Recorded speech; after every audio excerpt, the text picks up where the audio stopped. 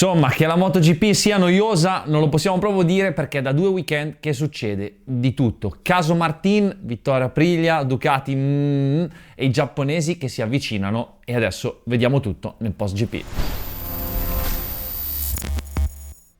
Silverstone, la patria del motociclismo inglese, pista esagerata, velocissima, sali-scendi e da tempo molto amica di Aprilia, infatti qui ha vinto anche Aleix Espargaró nel 2023. Già dal venerdì, come a Le Mans, abbiamo visto dei valori in campo abbastanza simili, quindi fratelli Marquez che dominano la classifica, Quartararo e Miller che portano in alto la Yamaha, Morbidelli molto competitivo e a sorpresa per i risultati Bezzecchi che si fa vedere lì davanti. Qualifica strepitosa con la pole position di Fabio Quartararo che continua la serie di pole e dimostra quanto Yamaha stia crescendo molto velocemente, mentre per quanto riguarda le Ducati il secondo in classifica è proprio Alex Marquez. Terzo chiude Pecco che ci mette una pezza con un ottimo giro, mentre quarto Marquez più in difficoltà, forse credo sia la sua prima volta in seconda fila in questa stagione. Quinto Aldeguer con una fame incredibile di successo, Jack Miller sesto, mentre solo 11° Bezzecchi. Da notare che la prima Honda in classifica in qualifica è proprio Luca Marini, ottavo davanti anche a Zarco. Disastro KTM invece nessuna passa in Q2. Nella sprint race abbiamo visto una partenza con il solito Marquez che prende il comando, ma rispetto al solito suo fratello Alex ne ha avuto di più, infatti già dal secondo giro lo ha superato, ha imposto il suo ritmo e se n'è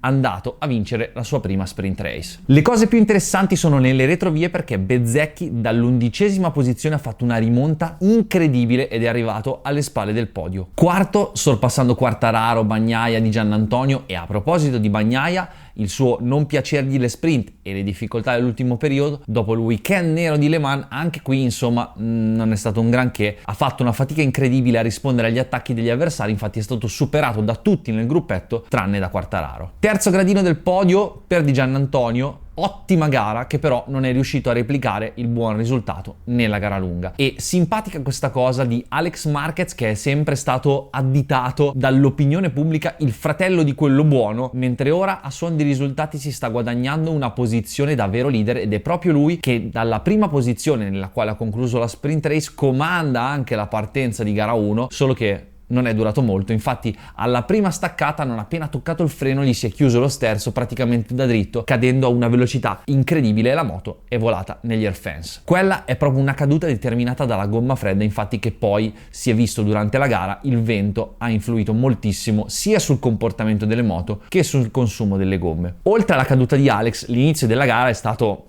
molto movimentato, con la caduta anche di Marc Marquez a causa di una folata di vento, e poi a causa dell'incidente fra Morbidelli e Espargaró, tra i quali non corre assolutamente buon sangue, hanno avuto anche alcuni trascorsi, qualche battibecco in passato. A causa di olio in pista, bandiera rossa, e non essendo stato raggiunto il numero minimo di giri, la direzione di gara ha fatto un'altra partenza, quindi esattamente una nuova gara, e tutti i piloti hanno potuto prendere parte alla ripartenza. Quindi immaginatevi che fortuna per Alex Marquez, Marc Marquez, Franco Morbidelli, Espargaró, tutti coloro che erano caduti possono ripartire, e in MotoGP, avendo la seconda moto, si può fare. Quick start procedure e via una nuova gara, e Quartararo prende il comando e letteralmente scappa, saluta tutti e arrivederci. Ma c'è un piccolo problema, che a 7 giri dalla fine l'abbassatore della Yamaha decide di rompersi e Quartararo out. Tra l'altro, per farvi notare, piccola parentesi, differenza da quello che era successo in Superbike poco tempo fa, c'è chi nelle ultime gare ha avuto una noia tecnica e ha rotto cupolini, io Quartararo non gli ho visto rompere niente, chiusa parentesi. E a volte nel motorsport bisogna essere al posto giusto nel momento giusto, e chi c'era alle spalle di Quartararo c'era Marco Bezzecchi in sella all'Aprilia, in una pista molto pro Aprilia, e Marco ha fatto il suo lavoro benissimo, vincendo una gara secondo me storica in un momento molto difficile per Aprilia. C'è da dire che Bezzecchi, nonostante sia un po' discontinuo, quando è in giornata fa delle cose sulla moto che sono incredibili. Tra l'altro in gara si è vista molto bene la differenza fra gli pneumatici anteriori, infatti primo e secondo Bezzecchi Zarco con l'anteriore soft, mentre la prima medium anteriore era Marquez terzo, che infatti ha fatto molta fatica ad avere il grip necessario, soprattutto con l'errore che ha fatto di andare lungo con Bagnaia prima che Pecco cadesse.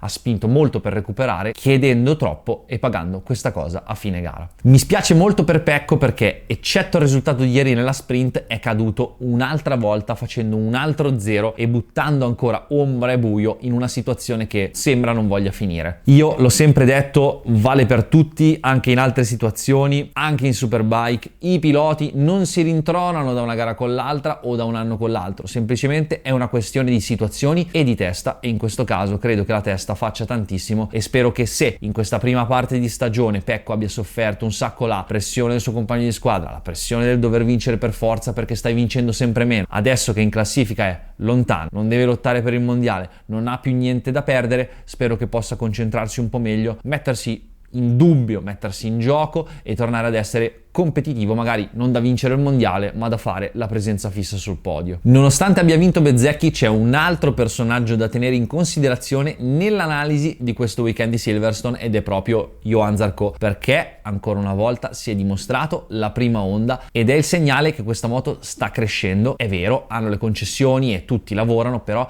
abbiamo visto un improvement anche di Marini e soprattutto è stato un bello schiaffo il podio a tutti quelli che gli hanno detto che Alemann aveva vinto una gara fortunata, soprattutto sul bagnato, e visto che siamo ormai a un terzo di stagione, voglio fare una piccola previsione sulla classifica finale del mondiale e se è abbastanza chiaro che per i primi due posti faranno la lotta in casa fra fratelli i Marquez, io sul terzo gradino del podio ci metto Zarco. Classifica assoluta ovviamente. Tra l'altro nell'intervista ha dichiarato una cosa bellissima, ovvero il fatto di sicuramente esternare la sua volontà di diventare il numero uno di Honda, quindi il numero uno di una casa ufficiale, ma di non necessitare per forza il voler andare nella squadra ufficiale. Lui ha detto proprio: io voglio essere il numero uno di Honda, ma stiamo decidendo con Honda se abbia senso far sì che io sia il numero uno qui da Lucio Cecchinello con la moto ufficiale e più supporto. Le cose e gli avvenimenti come la vittoria di Aprilia non vengono mai a caso, e dopo il caso Martin che ha infiammato il giornalismo, gli opinionisti, tutti si sono espressi, chi più chi meno, io avete visto che ho voluto aspettare perché secondo me è stata soprattutto allo scoppio una situazione molto delicata. Che cosa è successo? Sappiamo benissimo che Martin ha chiesto la possibilità di sfruttare quella clausola che c'è all'interno del suo contratto per la quale se le prestazioni della moto non gli avessero permesso di essere in lotta per le prime posizioni del campionato avrebbe potuto rescindere il contratto. Ora, di prestazioni non se ne può parlare appunto perché Jorge ha corso praticamente nulla tranne una sprint race e 2 test invernali, quindi da quando è scoppiata la bomba si è cominciato a parlare il legalese con avvocati, lettere eccetera eccetera, cose nelle quali non ci addentreremo anche perché secondo me non ha molto senso parlarne se non si sa proprio con precisione la posizione delle parti e soprattutto con precisione tutto per filo e per segno. Rescindere il contratto sì, ma per andare dove? E le voci diciamo più accreditate erano quelle in Honda, soprattutto anche per il discorso Espargaró che è lì per fare il collaudatore, che è molto amico di Jorge eccetera eccetera. Inoltre è stato detto che Jorge ha firmato con l'Aprilia per forza in maniera molto veloce, che l'Aprilia ha sbagliato a fare quel contratto, tutto quello che volete, però adesso vi do la mia visione dei fatti e come la penso. Che Martin prima di passare in Aprilia volesse una Ducati, anzi non una qualsiasi, quella rossa, era abbastanza chiaro, però io penso che chiusa una porta si apre un portone e in quel momento al Mugello l'anno scorso si è aperto uno scenario che era quello di Aprilia, che secondo me aveva un enorme potenziale, la moto, e soprattutto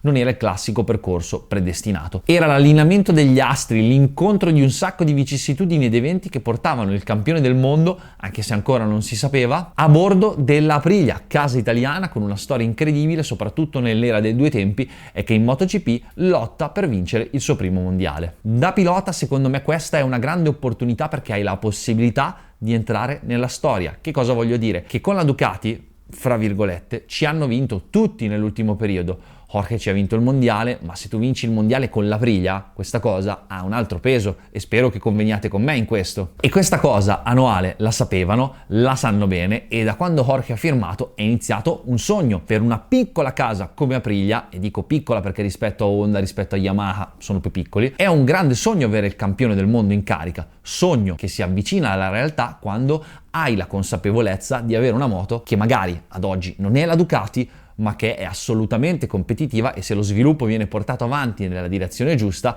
questa cosa fa molto ben sperare. Quindi a Noale nell'inverno hanno investito tempo, risorse, campagna marketing, futuro su vinciamo con Jorge Martin e Bezzecchi, e poi arriva questa doccia fredda di questa dichiarazione, ed è vero che se a un primo sentore ti verrebbe da attaccare Martin e dargli del mercenario, io provo a darvi un'altra visione, soprattutto perché nei contenziosi e nelle grandi discussioni di qualsiasi tipo, non solo nel motorsport, la verità sta sempre nel mezzo, e quindi è veramente difficile che ci sia qualcuno che ha 100% ragione e qualcuno che ha 100% torto. Per quanto riguarda la mossa fatta da Martin, proviamo a metterci nei suoi panni, non è una scusante, ma proviamo a farlo. Nel giro di pochi mesi, questo ragazzo che ha fatto la carriera da pilota tutta la vita, rincorrendo il sogno di vincere il mondiale MotoGP, finalmente lo vinci da privato, la moto era ufficiale, però team privato contro il pilota di punta Ducati sulla moto ufficiale. Ti senti il re del mondo, ed è giusto che tu lo sia, firmi il contratto con una casa ufficiale, permettetemi minore, ma che incentra tutto al 100% su di te. Fai il primo test conoscitivo, che comunque non va assolutamente male, pausa invernale, ci rivediamo a Sepang, e lì comincia l'incubo. Nel giro di pochi mesi, infortunio non per colpa sua e nemmeno della moto, mi sembra abbastanza chiaro che fosse la gomma, vai a casa, cerchi di recuperare più in fretta possibile, torni in moto, cadi di nuovo, ti rompi un'altra volta e sei fermo ancora più tempo. Salti le prime gare, cerchi di recuperare in fretta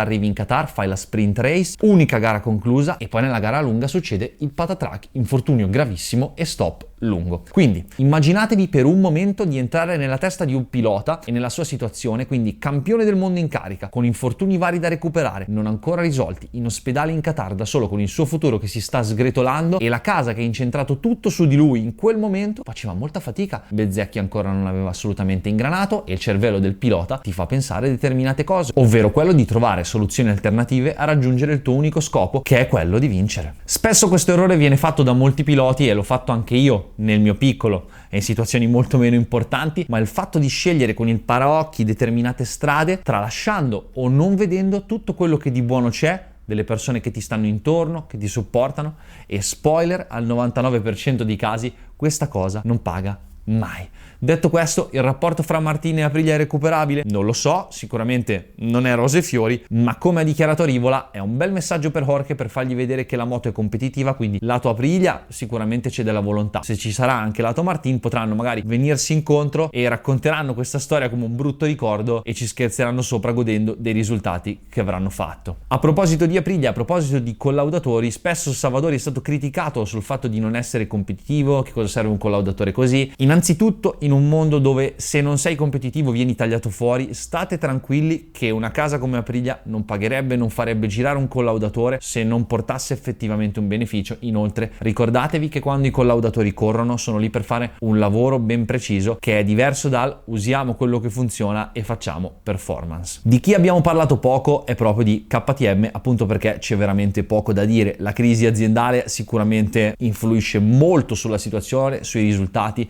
e se per tutti gli altri piloti abbastanza affermati e conosciuti in MotoGP come Binder, Viñales e Bastianini, c'è il caso Pedro Acosta, che è giovanissimo, un talento incredibile, che ha necessità e pochissimo tempo da perdere, per questo dovrà tirarsi fuori da questa situazione. Infatti il prossimo round sarà ad Aragon, 6-8 giugno, poi ci sarà il Mugello, che quest'anno è leggermente più tardi nel calendario, ma io credo che per quel tempo sapremo qualcosa di più sul mercato piloti e cominceranno a delinearsi i primi cambi di casacca. Poi, per chi ci sarà, ragazzi, noi ci vediamo questo weekend all'Aprilia All Stars. Ricordatevi, ingresso gratuito anche per gli altri marchi. Ci vediamo lì.